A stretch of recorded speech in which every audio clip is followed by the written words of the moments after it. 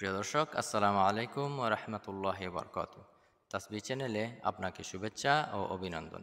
বন্ধুরা, আমরা আজকে আলোচনা করব 24 ঘন্টার মধ্যে মাত্র 1 মিনিট সময় ব্যবহার করে কিভাবে আমরা পাহাড় সমান আমল নিয়ে কাল কিয়ামতের ময়দানে আল্লাহর সামনে উপস্থিত হব। প্রতিটি মানুষ যদি ঘুমানোর আগে চিন্তা করে, তাহলে তার চিন্তায় আসবে জীবনে কি করার সুযোগ ছিল কিন্তু সে করেনি। আমরা এরকম চিন্তা করলে আমাদের জীবনকে আরও সুন্দর করে সাজাতে পারবো ইনশাআল্লাহ। একজন মুমিনের জন্য প্রতি সেকেন্ডের মূল্যায়ন করা উচিত। 1 মিনিটের সময়ের ভিতর যদি আমরা আমল করতে চাই, অনেক আমল 1 মিনিটের ভিতরে করা যায়। প্রতিদিন আমরা 1440 মিনিট সময় ব্যয় করে থাকি। এই 1440 মিনিট থেকে যদি আমরা প্রতিদিন 1 মিনিট আমল করি, মৃত্যুর পর ইনশাআল্লাহ দেখা যাবে আমাদের আমলনামায় আমলের পাহাড় জমে গেছে।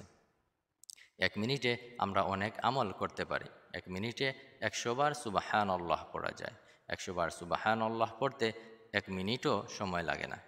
সহিহ মুসলিমের হাদিস, রাসূলুল্লাহ সাল্লাল্লাহু আলাইহি ওয়াসাল্লাম বলেছেন, কেউ যদি 100 বার সুবহানাল্লাহ পড়ে, আল্লাহ তাকে 1000 নেকি দান করেন। কিয়ামতের ময়দানে 1000টি বিনিময় আল্লাহ পাক তাকে দান করবেন।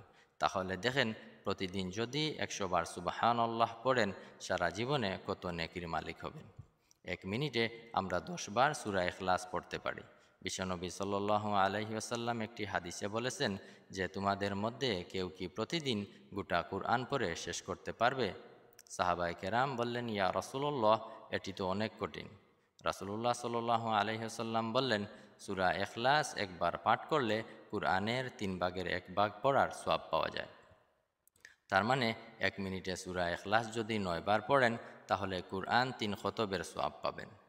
24 ঘন্টায় যদি কয়েকটি মিনিট সময় দিয়ে আমরা এই আমলগুলো করতে পারি, তাহলে পাহাড় সমান আমল নিয়ে কিয়ামতের ময়দানে আল্লাহর সামনে উপস্থিত হতে পারবো ইনশাআল্লাহ।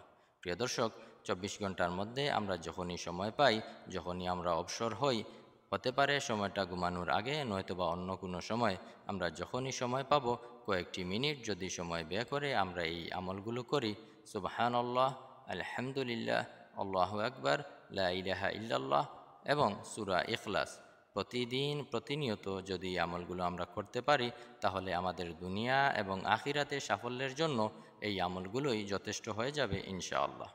বন্ধুরা, প্রতিদিন এরকম ভিডিও পেতে তাসবিহ চ্যানেলকে সাবস্ক্রাইব করে পাশে থাকবেন। ভিডিওটি ভালো লাগলে লাইক এবং কমেন্ট করবেন। বন্ধুদের সাথে অবশ্যই শেয়ার করবেন। দেখা হবে পরবর্তী ভিডিও নিয়ে।